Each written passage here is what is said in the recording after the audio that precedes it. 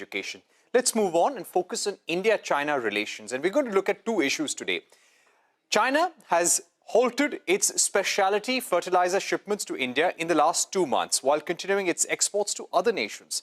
These fertilizers are crucial for enhancing yields of fruits, vegetables. Chinese officials are reportedly avoiding inspection of India-bound consignments. This has effectively blocked exports through procedures. 80% of India's requirements for these fertilizers come from China. Beijing has also restricted the export of rare earth magnets to other countries, including India. And even though China has started releasing magnets on a case-by-case basis for companies in Europe and US, they've not released any consignment of magnets for India. Now, taking this discussion on fertilizer forward, I'm now joined by Rajib Chakraborty, National President, Soluble Fertilizer Industry Association. Thank you so much for joining us, Rajib Chakraborty. Let me begin by asking you, China was always blocking the supply of special. Has this now completely come to a halt? What has changed? Thank you, Parikshit, for having me in this show. For the general understanding of the audience, I would like to give a brief introduction of specialty fertilizer in India.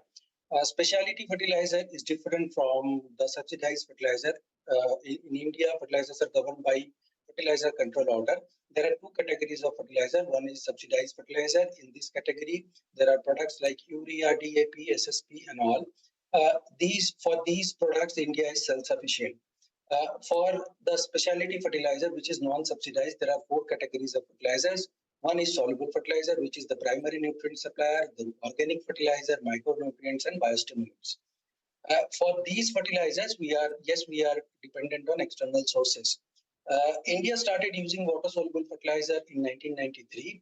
The major recognition came in 2002 when the government listed water-soluble fertilizer in FCO, and then onwards, this revolutionary fertilizer started showing its results. It can be seen from the growth in grape cultivation and the success in grape cultivation. It's a great story that is to be narrated, and it is to be followed everywhere.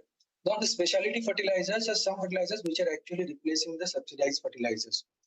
So it is why it is so important, because it is very high yielding, low in residue, high in quality. It makes the fruits and vegetables exportable, longer shelf life.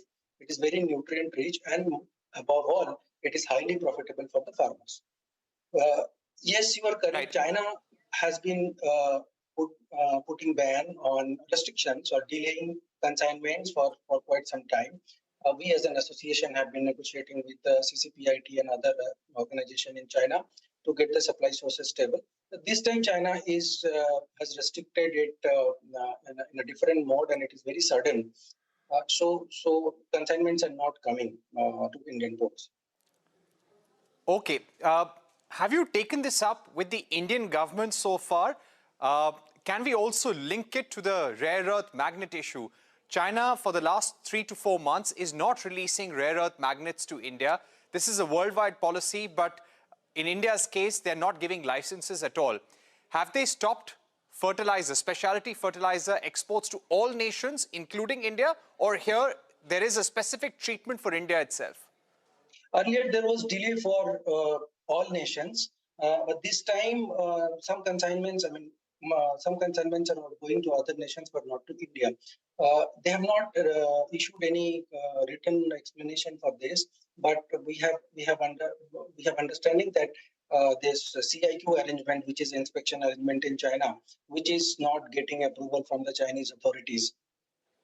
So we are preparing a couple of things, because we understand that this can be a problem for the supplies. So we have been doing a lot of things at our end. I mean, approaching various other suppliers outside China, and then organizing trade fairs and direct communication with associations abroad.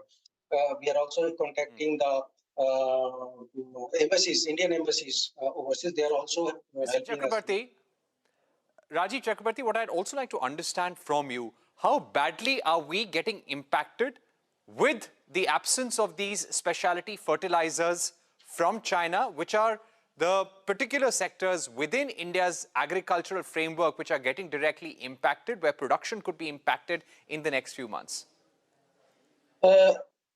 In the Kharif season, there is not much consumption of specialty fertilizer. This is the time for subsidized fertilizer only. The actual consumption starts from September onwards.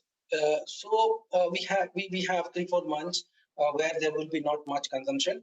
But then for the next season, we need stable sources of supplies. Now about impact, what happens? These are very high yielding fertilizer. This makes the precision farming possible. So what happens when the prices of fertilizers goes up, specialty fertilizer? Then farmers switch from specialty fertilizer to the traditional fertilizers like urea and DAP.